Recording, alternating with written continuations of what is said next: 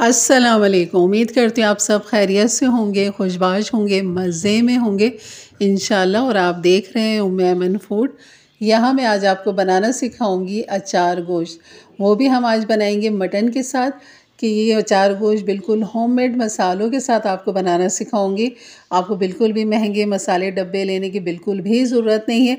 वही मसाले जो आपके घर में, आपके किचन में मौजूद होते हैं और वो बिल्कुल बेहतरीन रहते हैं। तो चलिए बनाना शुरू करते हैं। बिस्मिल्लाहिर्रहमानिर्रहीम। यहाँ पर मैंने आधा किलो मटन का गोश्त ले लिया था, जिसे मैंने बहुत अच्छा सा धो लिया था, छन्नी में रख लिया था ताकि तमाम पानी इसमें से निकल जाए। तो हमने इसको मैरिनेट करना है यहाँ पर। तो सबसे पहले हम डाल देंगे आधा किलो ही दही डालेंगे इसमें। आधा किलो मटन है तो आधा किलो ही दही जाएगी। अगर आप 1 किलो से बनाएंगे तो आपने 1 किलो ही दही लेनी है। और यहाँ पर मैं टमाटर प्यूरी का भी इस्तेमाल करूँगी, जिसकी रेसिपी ये मेरे चैनल पे मौजूद है। तो ये जैसे टमाटर सेव करने का तरीका मैंने बताया था, तो वही प्यूरी मैं यहाँ पर इस्तेमाल कर रही हूँ। अगर आपके पास ये ना हो तो आपने 4 से 5 टमाटर लेने हैं और इनको पीस के यहाँ पर डाल देने। कुटी हुई मिर्च डाल देंगे यहाँ पर 1 टेबल स्पून। कुटा हुआ धनिया डाल देंगे यहाँ पर 1 टेबल स्पून। और यहाँ पर मैं कलौंजी डाल दूँगी ½ टी स्पून। और ये अदरक लहसुन का पेस्ट ये डाल देंगे यहाँ पर 1 टेबल स्पून। ये बस आखिर का अदरक लहसुन था, इस वजह से थोड़ा सा पानी घुमा के डालना पड़ा मुझे। और मैंने डाल दिया है नमक यहाँ पर 1 टीस्पून भर के। इन तमाम मसालों को मटन के साथ खूब अच्छा सा मिक्स कर लेंगे। और आप यहाँ पर चिकन, बीफ का भी गोश्त ले सकते हैं, कोई मसला नहीं है, जो आपको पसंद हो।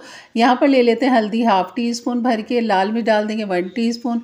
और ये है गरम मसाला पिसा हुआ, ½ टीस्पून हमने यहाँ पर डाला है। और इसको भी खूब अच्छा सा यहाँ पर मिक्स कर लेंगे। अब आप इसको फ्रीज़र भी कर सकते हैं। आपने अगर 1 हफ़्ते बाद पकाना है, 5 दिन बाद बनाना है, 2 दिन बाद या 24 घंटे बाद बनाना है, तो आराम से आप इसको बना के एयर टाइट डब्बे के साथ डालें। और यकीन करिए जितना मैरिनेट होगा ना, भी इतना ही बेहतरीन रहेगा। मैंने जो रखा है ना, इसको 10 से 12 घंटे इसको रखा है। उसके बाद अब ये बनाना शुरू कर रहे हैं। तो यहाँ पर सबसे पहले हमने प्याज को बारीक स्लाइस कटिंग कर लेना है। तकरीबन 3 दरमियाने साइज़ की प्याज है, जिसको मैंने बारीक स्लाइस कटिंग कर लिया है, क्योंकि हमने इस प्याज को गोल्डन करके निकालना है। तो यहाँ पर डाल देंगे 1 कप ऑयल के साथ मैंने डाल दी है प्याज। तो ऑयल अभी ज़्यादा है क्योंकि प्याज ने भी फ्राई होना है, इस वजह से थोड़ा सा ज़्यादा आपने ऑयल लेना है। और यहाँ पर प्याज को गोल्डन करके हमने निकाल लेना है। आप देख सकते हैं बस ये इतना गोल्डन हमें चाहिए, हमें ज़्यादा गोल्डन नहीं करना है। तो बस यहाँ पर मैं तमाम प्याज को निकाल लेती हूँ। यानी कि आधा किलो मटन के अंदर या आधा किलो गोश्त के अंदर या आधा किलो चिकन के अंदर 3 दरमियाने साइज़ की प्याज आपने लेनी है। तो प्याज मैंने निकाल लिए जनाब। और यहाँ पर ये आ गया हमारा मैरिनेट हुआ हुआ गोश्त जो हमने रख दिया था। और यहाँ पर इसी तेल के अंदर हम डाल देंगे और इसी में डाल के हमने फिर करेंगे इसकी भुनाई। तो ये बहुत ही आसान रहता है। आप तमाम चीज़ें भी डाल के गोश्त के अंदर आप इसको फ्रीज़र कर सकते हैं, पैकेट बना के रख सकते हैं, ताकि जैसे कि रमज़ान शरीफ है उसमें काफ़ी आसानी रहती है कि आपने निकाला, बनाया और चढ़ा दिया। सिर्फ ये इतना सा काम होगा इसकी भुनाई का और पकने का। आप ये प्याज जो है जो मैंने अभी फ्राई किए, ये भी आप इसको फ्राई करके पीस के, मैं इसको आधा पाव दही के साथ इस प्याज को मैं पीस लूँगी और ये भी मैं इसके अंदर डाल दूँगी। यानी कि जो मसाले मैं अभी इसके अंदर डालूँगी ना, वो मसाले आप तमाम दही के साथ डाल के भी मैरिनेट करके रख सकते हैं। यहाँ पर जो हमने अभी अचार मसाला हमने लिया है, तकरीबन सफ़ेद ज़ीरा ½ टीस्पून, सौंफ ले लेंगे 1 टीस्पून, राई ले लेंगे 1 टीस्पून और मेथी दाना ले लेंगे ½ टीस्पून।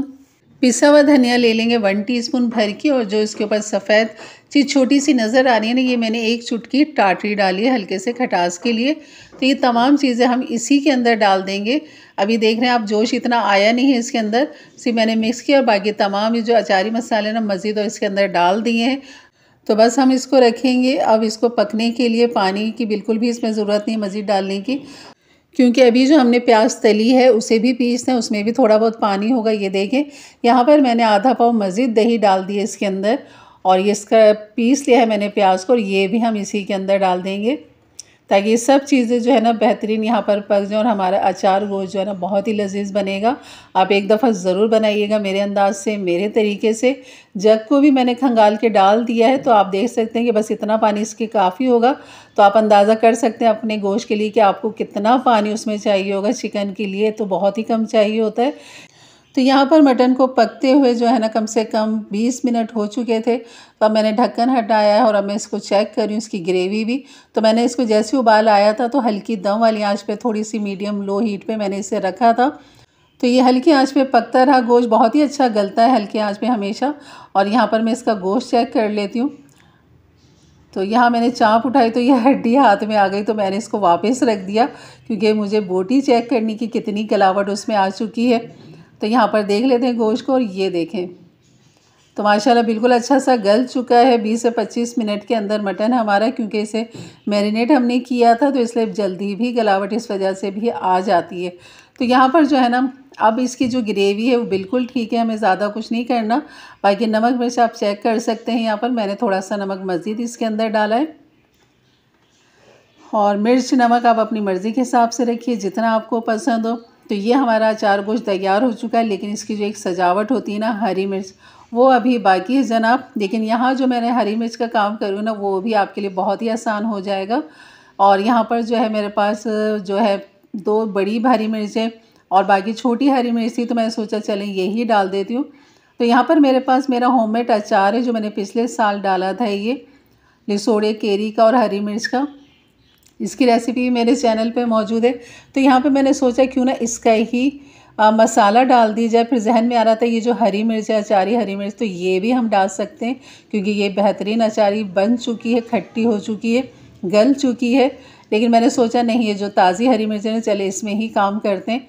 और इसी अचार का मसाला मैंने इसी हरी मिर्च में डाल दिया क्योंकि ये मसाला बिल्कुल पका हुआ है, खुशबूदार है, जायकेदार है। तो कच्चा मसाला डालने से बेहतर है आप इस तरह का, आपके घर में कोई अचार हो तो इस तरह आप डाल सकते हैं मसाला उसका।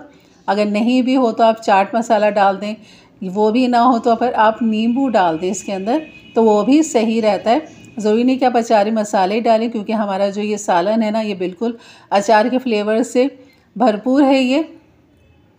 तो यहाँ पर हरी मिर्च डालने के बाद जो है ना आप मिक्स करें और इसको 5 मिनट के लिए ना आपने दम पे छोड़ देना है। तो ये आपका बेहतरीन सा होममेड अचार गोश्त मसाला जो है ना बिल्कुल तैयार है। तो बस आखिर में जो है मज़ीद इसको अच्छा सा फ्लेवर देने के लिए लेमन, आधा लेमन मैं यहाँ पर डालूँगी, तकरीबन 2 टेबल स्पून रस आपने डाल देना है। और बस इसे अच्छा सा मिक्स करें और मंगा लीजिए तंदूरी नान। तो एंजॉय कीजिए। रेसिपी अच्छी लगी तो लाइक कर दीजिएगा। जाते जाते मेरे चैनल को ज़रूर सब्सक्राइब करके जाइएगा। बेल के बटन को क्लिक कर दें, ऑल के बटन को प्रेस कर दें ताकि मेरी वीडियो की नोटिफिकेशन हमेशा आपको सबसे पहले मिले। तो इंशाल्लाह मिलते हैं फिर एक अच्छी नई रेसिपी के साथ। तब तक के लिए इजाज़त दें। अपना बहुत सारा ख्याल रखें, दुआओं में याद रखें। अल्लाह हाफिज़।